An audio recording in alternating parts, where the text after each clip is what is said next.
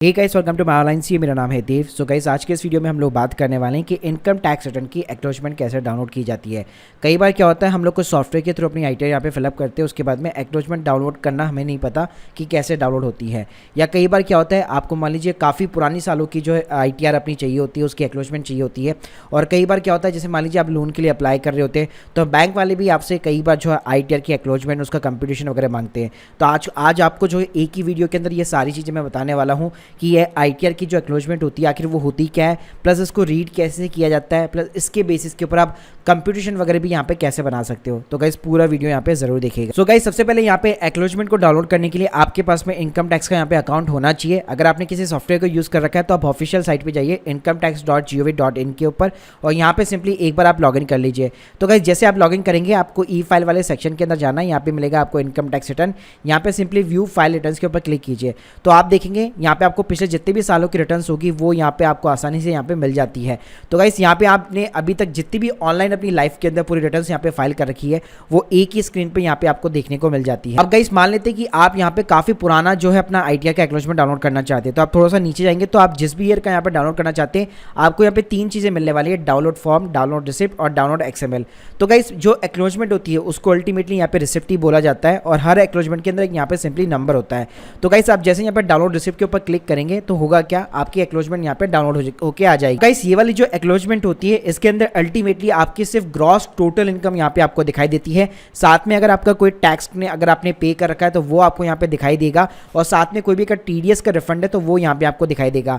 जैसे आप मेरी स्क्रीन के सामने देख सकते हैं, यहाँ पे ग्रॉस टोटल इनकम जो है 1,31,240 रुपये आ रहा है। फिर आप थोड़ा सा नीचे जाएंगे तो जैसे यहाँ पे कि रिफंड बन रहा था तो आप देख सकते हैं 810 रुपये का यहाँ पे रिफंड यहाँ पे शो कर रहा है। तो यहाँ पे आपको जो है समरी मिल जाती है केवल कि आपने आईटीआर के अंदर जो भी फिलअप कर रखा होगा, अल्टीमेटली सिर्फ आपको टोटल इनकम, आपके पास में कितनी डिडक्शंस है और उसके साथ में आपने कितना टैक्स पेमेंट कर रखा है या फिर कितना आपका टैक्स का रिफंड बन रहा है। साथ में गाइस, असेसमेंट ईयर 21-22 से यहाँ पे एक्नॉलेजमेंट का जो फॉर्मेट है वो भी यहाँ पे चेंज हो गया है। तो आप कभी भी यहाँ पे जो डिफरेंस आसानी से पहचान सकते हैं। जैसे पहले वाला जो फॉर्मेट था वो सिंपली इस तरीके से आपको यहाँ पे दिखाई देता था, और जो नया वाला फॉर्मेट है वो भी यहाँ पे सिंपली आपको जो कॉलम्स है वो यहाँ पे सेम मिलने वाले हैं, बस हल्का सा थोड़ा सा नीचे जैसे यहाँ पे बार कोड आपको मिल जाएगा। इसके अंदर पहले जो है बार कोड वगैरह की सुविधा नहीं थी, तो ऐसे केवल 2 से 3 चीजें यहाँ पे आपको मिलने वाले हैं। तो गाइस, कभी भी अगर आपसे कोई भी अपनी इनकम टैक्स रिटर्न मांगता है तो कभी भी आपको जो 7-8 पेजों की फुल इनकम टैक्स रिटर्न होती है वो कभी भी नहीं देनी पड़ती है। आपको सिंपली 1 पेज का जो एक्नॉलेजमेंट होता है उसी का सिर्फ आपको यहाँ पे प्रिंट आउट जो है ऑफिशियल तरीके से सबमिट करना रहता है।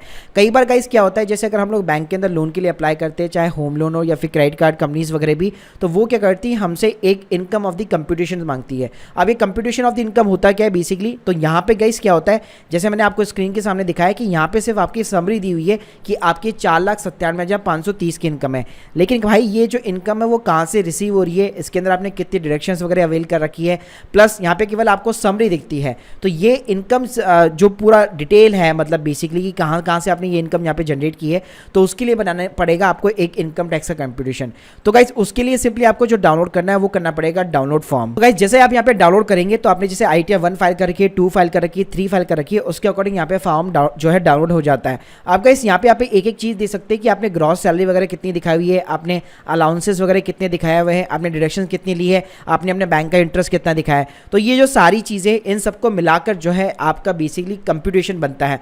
आपका इस कंप्यूटेशन के ना कुछ फॉर्मेट होते हैं, मतलब कोई भी स्टैंडर्ड फॉर्मेट नहीं है, और इसके ऊपर मैं एक ऑलरेडी सेपरेट वीडियो बना चुका हूं, तो ये दोनों लिंक मैं आपको डिस्क्रिप्शन बॉक्स में देने वाला हूं, जहां पे जाकर आप लोग सीख सकते हैं कि आपने जो आईटीआर का फॉर्म डाउनलोड किया है उसके बेसिस पे ऊपर आप खुद की एक कंप्यूटेशन यहाँ पे कैसे क्रिएट कर सकते हैं, जो सिर्फ आपको यहाँ पे बैंक वालों को देनी पड़ती है, या कहीं पे भी अगर आपसे मांगते हैं कि भाई नहीं आईटीआर एक्नॉलेजमेंट से काम नहीं चलेगा, आपको कंप्यूटेशन भी सबमिट करनी पड़ेगी, तो उस केस में आप खुद ही यहाँ पे कंप्यूटेशन क्रिएट कर सकते हो। तो guys, hope you like this video, please subscribe our channel. अगर आप लोग के कोई भी डाउट्स हो कमेंट सेक्शन के अंदर जरूर बताइएगा। Thank you guys, thank you very much.